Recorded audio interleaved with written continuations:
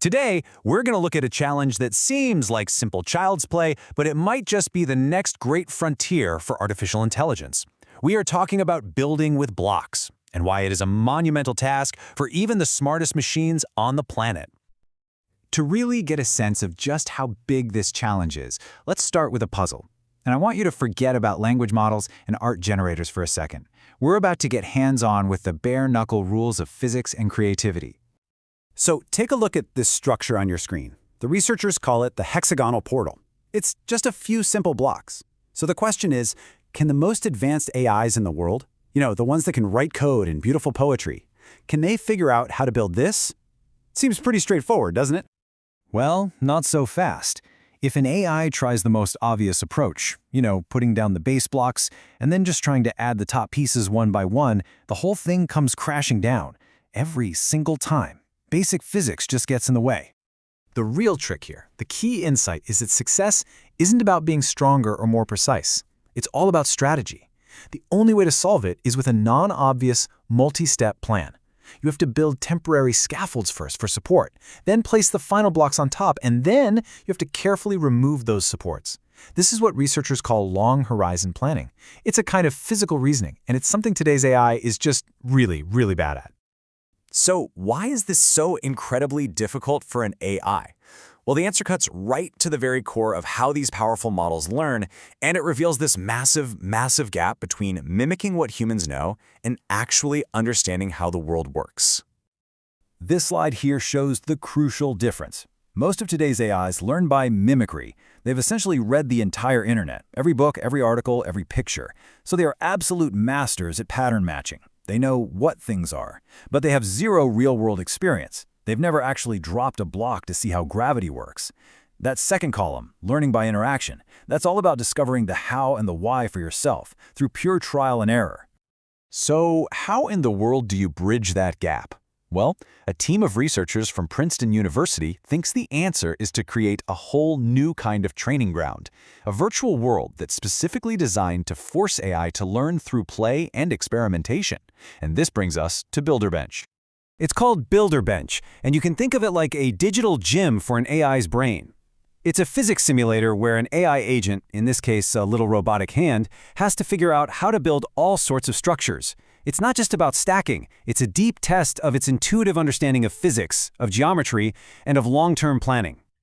And here's what makes this platform so powerful. It's built on a hardware-accelerated simulator, which means it runs incredibly fast. We're talking up to 100 times faster than other similar benchmarks like Minecraft. It's loaded with over 42 unique and really complex building tasks. And best of all, it's completely open source, so any researcher anywhere can use it to push this field forward. Now, the most fascinating part of all this isn't just the playground itself, but how the AI learns inside of it. Because here's the kicker. It doesn't get a textbook. There's no instruction manual. The AI learns through something called self-supervised learning. First, it just explores. It plays around freely, picking up blocks, dropping them, seeing what happens. Basically, it's discovering the rules of its own universe.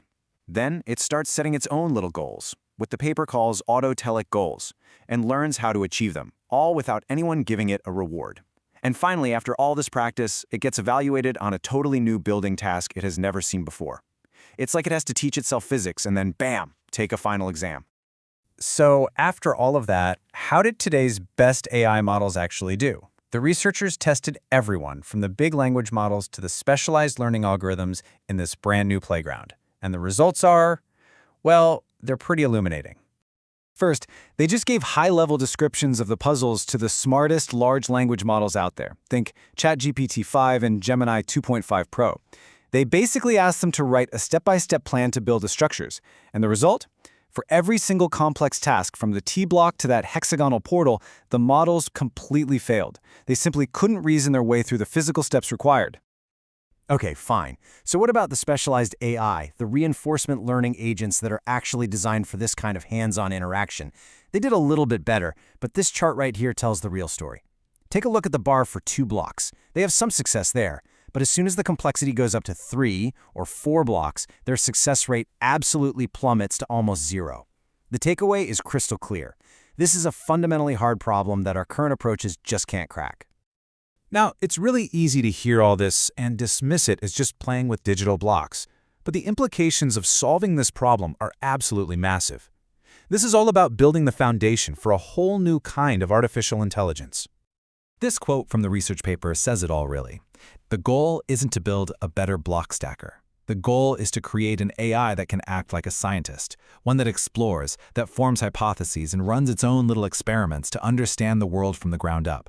An AI that doesn't just read our knowledge, but discovers its own.